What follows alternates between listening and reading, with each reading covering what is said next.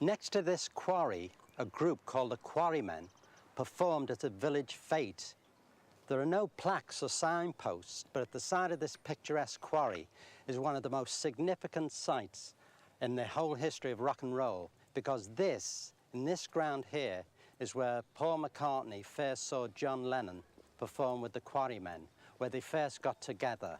And from here, the whole history of rock and roll was to change.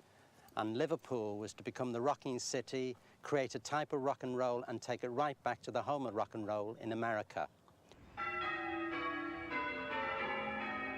I'm here at St. Peter's Village Hall, just a short walk away from the village fete where the Quarrymen played, about 20 yards from the gravestone of a certain Eleanor Rigby. And in this very room, rock and roll was redefined when Paul sat down to chat with John, and John started playing some chords on his guitar, and Paul started writing out some lyrics for him, and the two of them began to chat, realized that they had a closeness between them almost straight away, and as a result, the huge explosion and exciting new rock and roll hit the world in the 60s, and it was all born in this very room.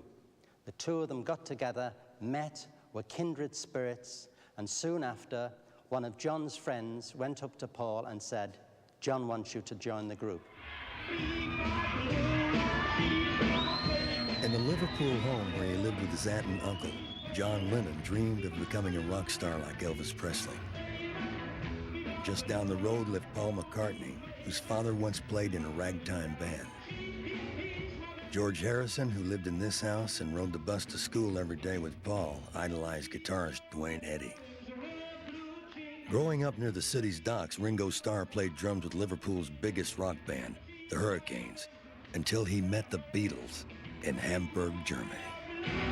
None of them had been abroad before, and suddenly we're in this neon-lit street with all sorts of sex shops and gangsters on the door, and they were just boggled-eyed. They served their musical apprenticeship in Hamburg.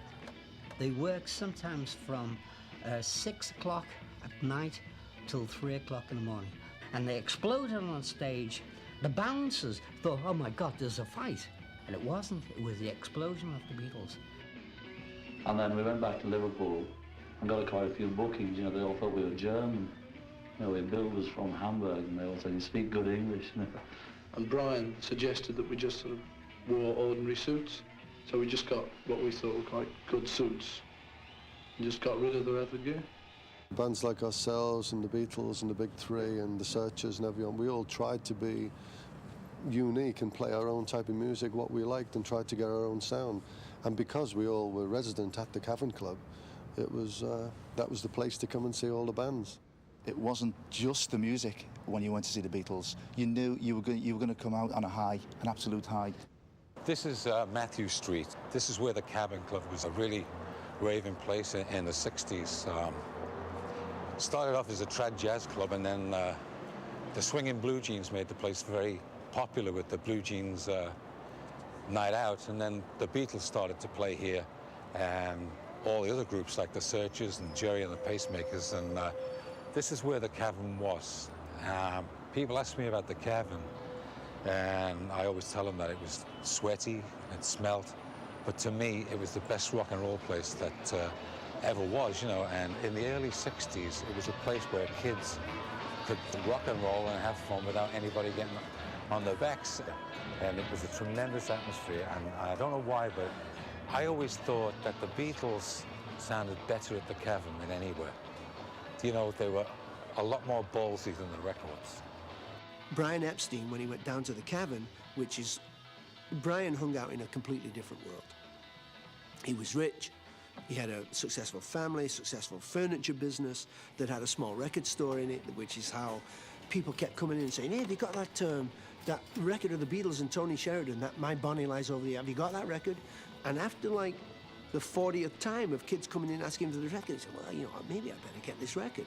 And he started the record in, he sold it out, he got another 1,000, he sold that out, and he said, well, who are these kids? And they said, well, they're playing at this place called the Cavern. Why don't you go down and check them out?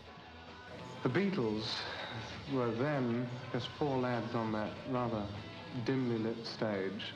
I was immediately struck by their music, their beat, and their sense of humour actually on stage. And even afterwards, when I met them, I was struck again by their personal charm. And it was there that really it all started. We do like the fans and enjoy reading the publicity about us, but from time to time you don't realise that it's actually about yourself. And once when the boys came for me, they popped in to see me mum and my dad, you know. We had to go out the back because, you know, there's 20 or 30 outside. And they wouldn't believe me, mother, you know, they'd knock in saying, can we have their autographs? The Beatles came down themselves about 2:30 in the morning, 3 o'clock, and they were talking to us and signing autographs, and then they went away, and then we sort of all sat down, and some of the lazy ones sort of fell asleep, but the rest of us just kept awake on coffee and dreams of the Beatles.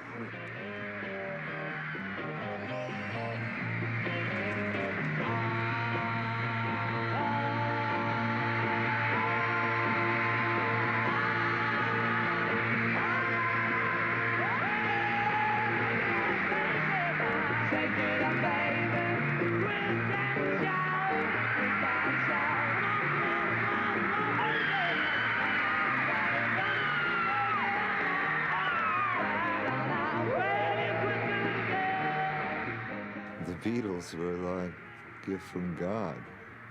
I was just at the perfect age for that. 14. Gave us all an identity.